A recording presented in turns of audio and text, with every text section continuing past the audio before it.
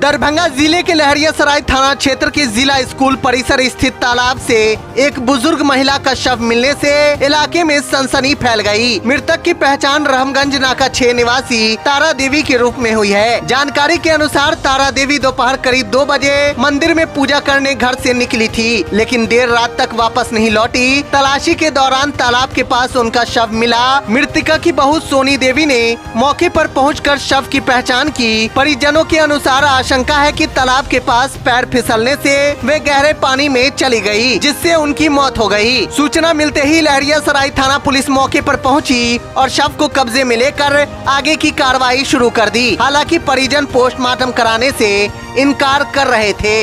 हम लोग डायरेक्ट ही निकले हैं, सुबह में नाश्ता वास्ता की है, निकली है। उसके बाद बोली मंदिर जा रहे हैं।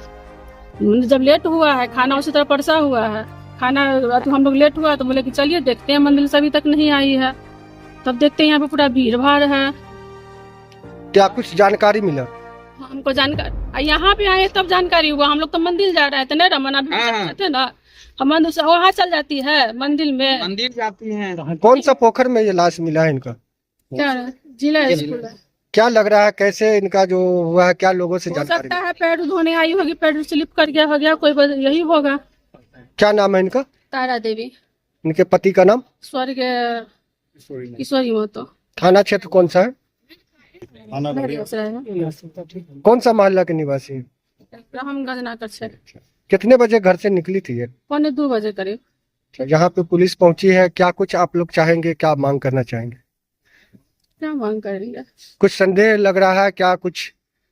नहीं, ऐसा कुछ संदेह नहीं लग रहा है। बुढ़सूर है, मेरे पास रहती थी एनी टाइम। तो जिस तरह से पोस्टमार्टम की प्रक्रिया होती है, तो क्या पोस्टमार्टम का प्रक्रिया भी यहाँ पे क्या चाहेंगे? क्या कीजिएगा पोस्टमार्टम? क्या किया है जो पोस्टमार्टम? छोड़ दीजिए। क्या नाम हुआ आपका? सोनी कुमारी। कौन है आपकी ये? सासू माँ। आप कहाँ के रहने वाली? मेरी नाका नंबर 6 का मोहल्ला? रहमगंज।